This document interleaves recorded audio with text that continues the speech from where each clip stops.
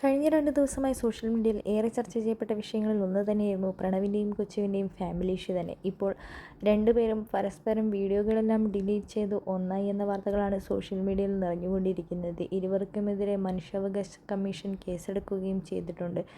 തങ്ങൾക്ക് പരാതിയൊന്നുമില്ല എന്ന് ഇരുവരും വ്യക്തമാക്കുകയും ചെയ്തിട്ടുണ്ട്. പ്രണവും മൃദുലയും വീട് വിട്ടിറങ്ങുകയും ഞങ്ങളുടെ കൊച്ചിനൊരു അഡ്രസ്സില്ല എന്നൊക്കെ പറഞ്ഞുകൊണ്ട് രംഗത്തെത്തുകയും ചെയ്തിട്ടുണ്ടായിരുന്നു. അച്ഛനും അനിയനും എന്നെ വീട്ടിൽ വെച്ച് നല്ല രീതിയിൽ മർദ്ദിച്ചിട്ടുണ്ട്. ഞങ്ങൾക്ക് പലതരത്തിലുള്ള പ്രശ്നങ്ങൾ ഉണ്ടായിട്ടുണ്ട്. ഒരിക്കലും മക്കളെ 2 മക്കളുണ്ടെങ്കിൽ വേർതിരിച്ച് കാണരുത്, 2 മക്കളെയും ഒരേപോലെ കാണണം എന്നെല്ലാം പറഞ്ഞുകൊണ്ടാണ് പ്രണവ് രംഗത്തെത്തിയത്.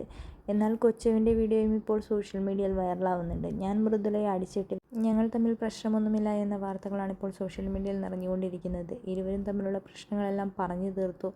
വീഡിയോകളെല്ലാം പരസ്പരം ഡിലീറ്റ് ചെയ്യുകയും ചെയ്തിട്ടുണ്ട്.